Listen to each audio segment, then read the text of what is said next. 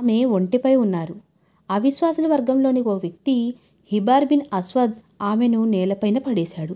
ఆమె గర్భవతిగా ఉన్నారు. బాగా దెబ్బ తగిలి గర్భస్రావం జరిగింది. ఎవరు ఆమె?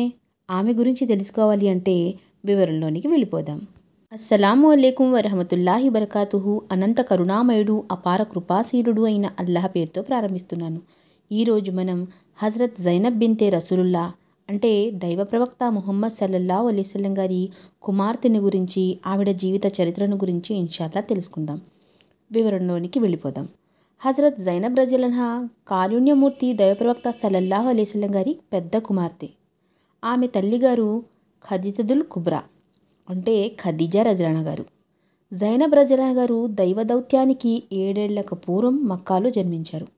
దైవ ప్రవక్త సల్లల్లాహు అలైహి వసల్లం గారి వయసు అప్పుడు 30 సంవత్సరాలు.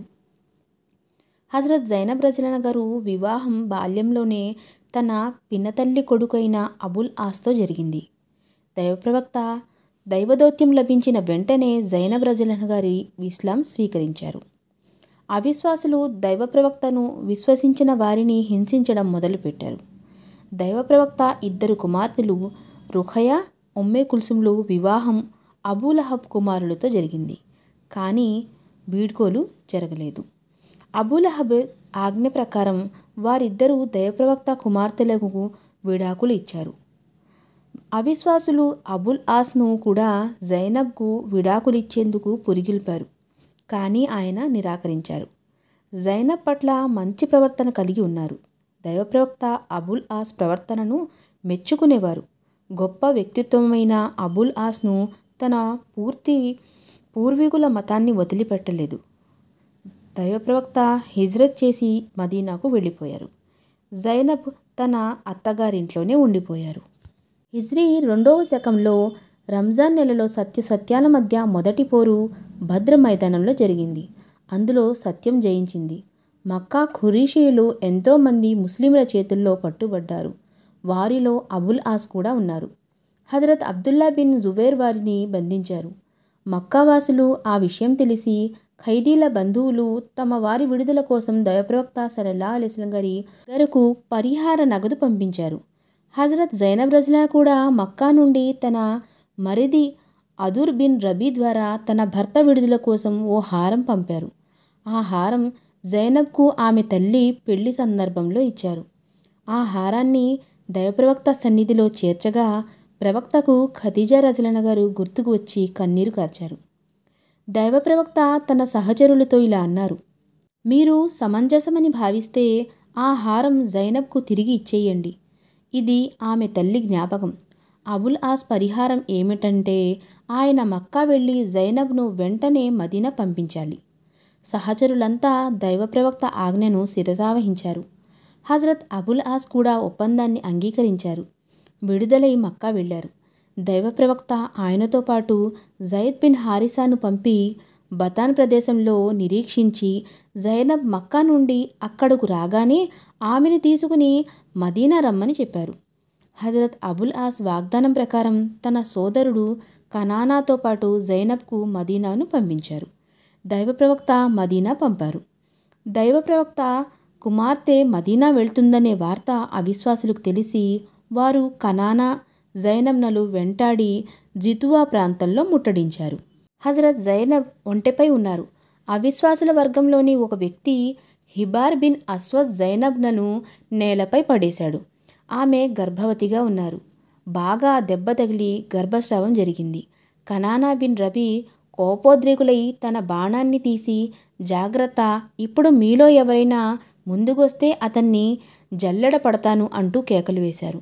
అవిశ్వాసులు ఆగిపోయారు. వారిలో అబూ సుఫియాన్ కూడా ఉన్నారు. రబీ, నీ బాణాలను పక్కన పెట్టు, నేను నీకో మాట చెప్పాలి అనుకుంటున్నాను. ఏమిటి మీరు చెప్పదలుచుకుంది అని అడిగారు. అబూ సుఫియాన్ కనానా చెవిలో మెల్లిగా చెప్పాడు: ముహమ్మద్ చేతుల్లో మేము ఎంత అవమానం పాలయ్యామో నీకు తెలియనిది కాదు కదా.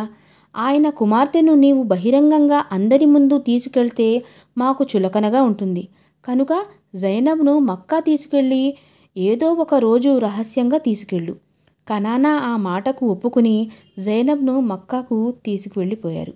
కొన్ని రోజుల తర్వాత రాత్రివేళ రహస్యంగా జైనబ్ని తీసుకుని బతాన్ ప్రాంతానికి చేరుకుని అక్కడ ఆమెను జైనబ్ బిన్ హారిసాకు అప్పగించి మక్కా వెళ్ళిపోయారు. జైనబ్ రజలను తీసుకుని మదీనా చేరుకున్నారు. హజరత్ అబుల్ ఆస్ సత్యసంధులు, నీతిపరులు. ప్రజలు వారి దగ్గర తమ అప్పగింతలు పెడితే ఎంతో నీతి నిజాయితీలతో వాటిని భద్రపరిచేవారు. అడిగిన వెంటనే అప్పగించేవారు. మక్కాలో ఎంత పలుకుబడి గలవారంటే ప్రజలు తమ వ్యాపార సామాగ్రిని వారికే ఇతర దేశాలకు ఎగుమతి చేసేందుకు పంపిస్తూ ఉండేవారు.